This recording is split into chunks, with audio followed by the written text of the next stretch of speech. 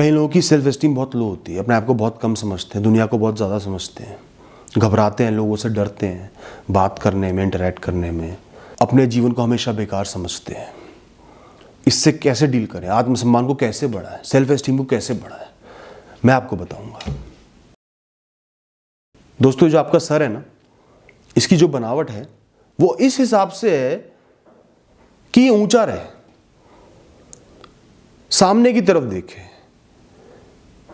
पूरे दिन सर सामने की तरफ रखोगे, ऊंचा रखोगे, कुछ देर नीचे रखोगे, 24 घंटे में से 1-1.5 घंटे नीचे रख लिया तो भी गर्दन में दर्द बैठ जाएगा, धीरे धीरे कुछ इश्यूज होने लगेंगे। तो आपका जन्म सर को ऊंचा रखने के लिए ही हुआ है, वो नेचुरल है, वो नॉर्मल है। सर झुकाना एबनॉर्मल है, वो आपकी जरूरत नहीं है, आपकी गलती है। सर ऊंचा रखने के लिए आपको सिर्फ एक जन्म चाहिए, एक शरीर चाहिए, एक आत्मा चाहिए, शरीर में ऊर्जा चाहिए, बुद्धि चाहिए। वो तो है ना, उसमें तो कोई कमी नहीं है। तो सर ऊंचा रखो, क्यों झुका रहे हो? आपको किसी अचीवमेंट की, सक्सेस की, पैसे की, रुपए की, वेल्थ की, एसेट की, किसी चीज की जरूरत नहीं है सर को ऊंचा रखने के लिए।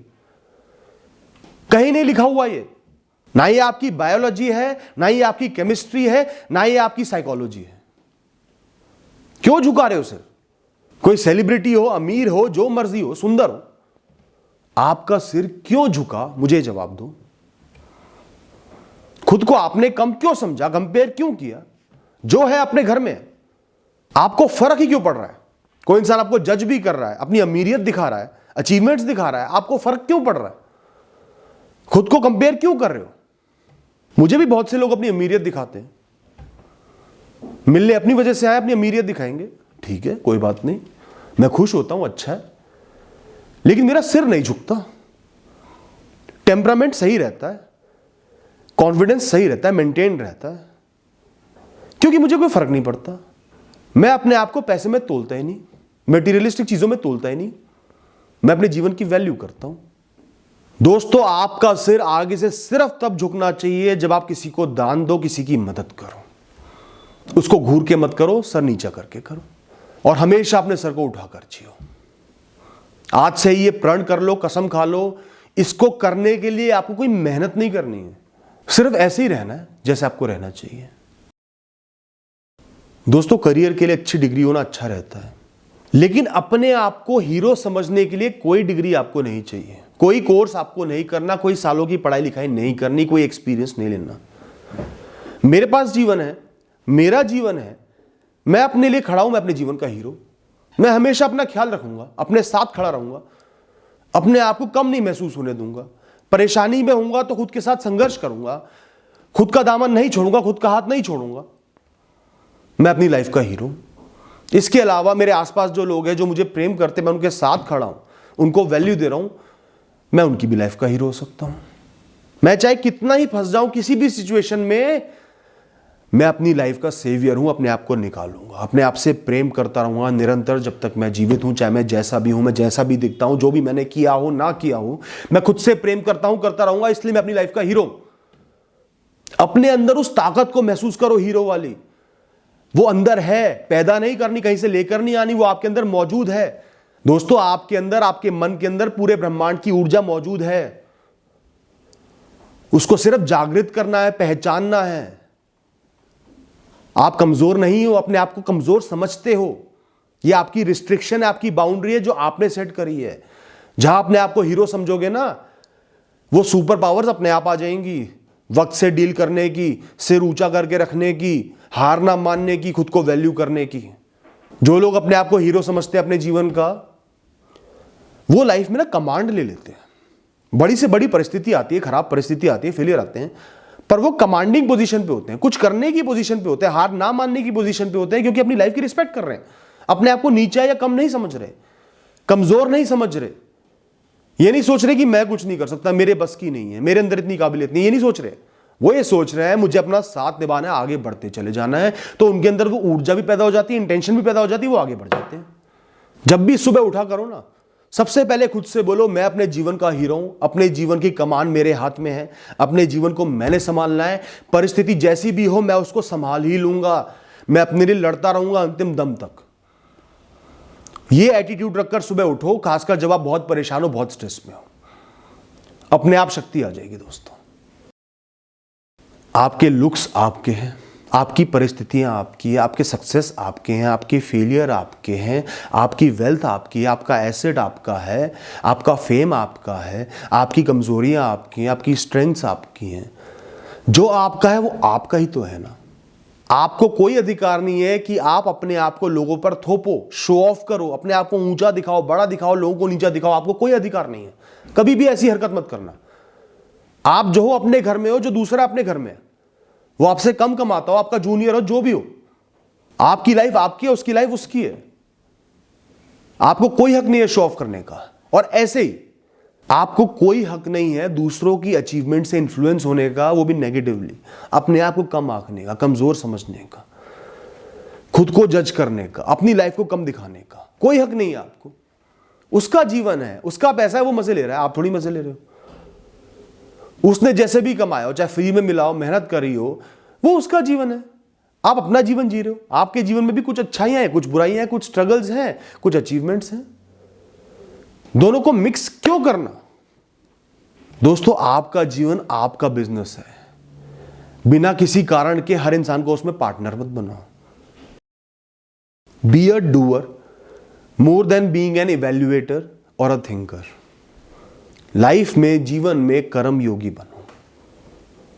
कुछ चाहिए कोशिश कर लो, कहीं फंस गए हो कर्म कर लो, कोई विषम परिस्थिति आई है कर्म करो, कोशिश करो।